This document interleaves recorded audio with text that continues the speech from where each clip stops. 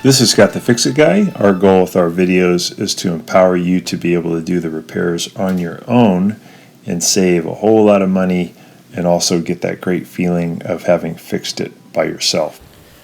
Today we have a really good type of dryer, Maytag old style dryer that is no longer able to really spin, so the motor is just worn out. So we're going to be replacing the motor.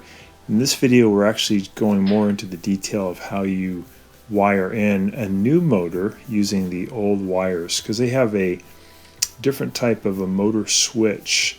The old motor switch and the new motor switch are a little bit different. So there's instructions on how you can rewire the motor. We just want to cover how to do that. Here's a link also for putting in the for ordering a new motor.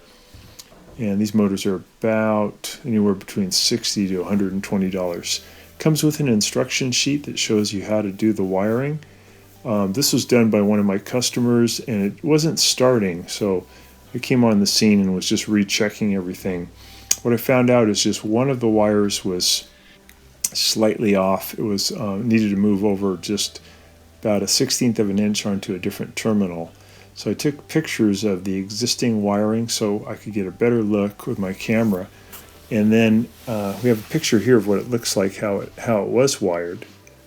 So he almost had it correct. The red wire we see over here in the right hand corner though had to go over to the left slightly more to terminal number 5. That was the only error that he had made. When I switched it over to number 5, it did great. So if you use this method and make sure you get the red one on number 5, this is gonna, your motor's gonna start great and run really well. And the gray one goes, and then the gray one goes over to this terminal, which is the overload terminal, and that's how it's wired. So you can go back and watch it a couple times to make sure you got it. What I'm doing now is just putting the belt back on. And what I do is I put the belt over the tumbler, I put the tumbler into the dryer, but then I move the tumbler away from the back wall by about a foot so I can get some good view of what I'm doing.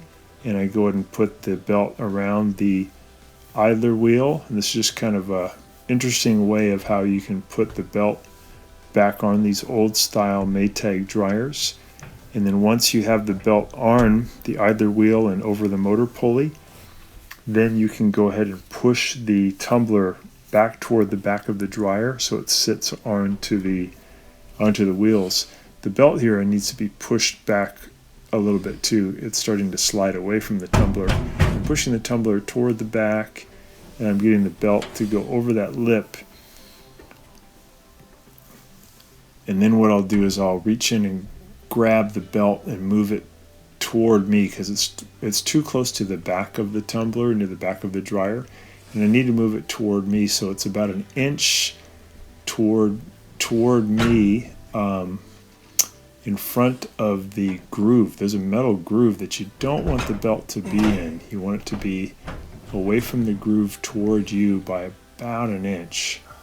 So I'm going to reach in and do that, and that's how you would rewire these old Maytag dryers and give them some new life with a new motor.